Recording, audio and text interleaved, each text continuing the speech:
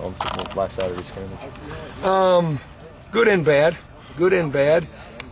There was no intent to go out there and scheme, work to be successful in every call and every situation. What we wanted to do is run through our installation, get everything on film, get everything looked at.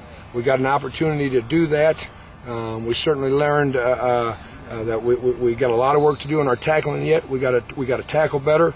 Our assignment knowledge was about where I expected to be at that point, and has increased greatly since then. Would you talk about the backup guys in the secondary and kind of how that stands right now? They're growing. They're maturing on a daily basis. You can see it, which is exciting. I think they know they're in the storm. There's three or more of them that are going to be a part of the 2 deep probably before we line up August 30th, and I think they realize the gravity of that situation as they approach every day's learning and every day's physical practice.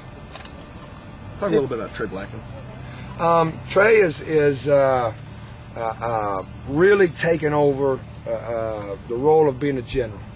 But being a Mike linebacker, you got no choice but to be that person. I think as he grows in his football knowledge and his football skills and becomes more comfortable in that, he takes more assertiveness and control of the huddle. And I think he's doing that, and he needs to do that. It's pleasing to see. How much did Gerard Power's role change when Aaron got hurt in terms of leadership and the things that he needed to show? Hopefully none. Gerard's one of our leaders. I wouldn't expect that to place any bigger burden on him. Anytime a young man starts to do that, I think it affects him in a negative way.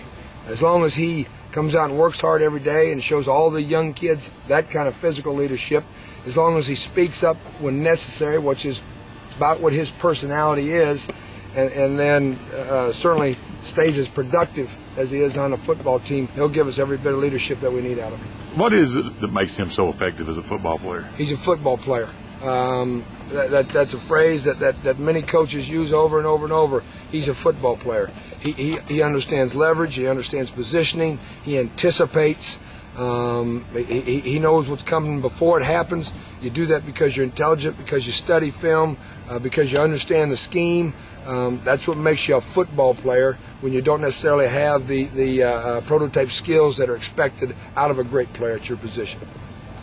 How many guys, when you split into the scout team and the varsity, how many defensive backs do you need on the first team, or on the, to play? 4. I mean,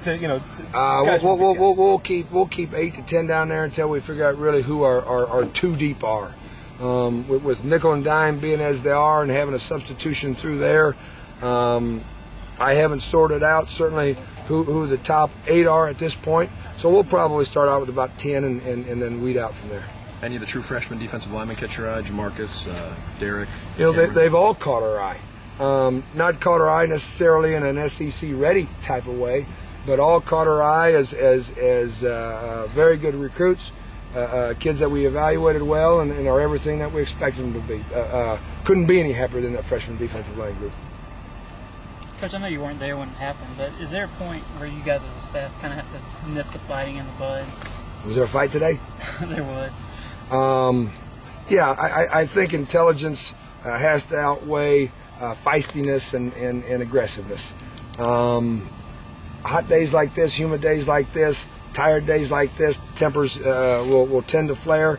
When you're a team and you bond as a team and you play as a team, that disappears as that wears out of the system. It won't be a problem.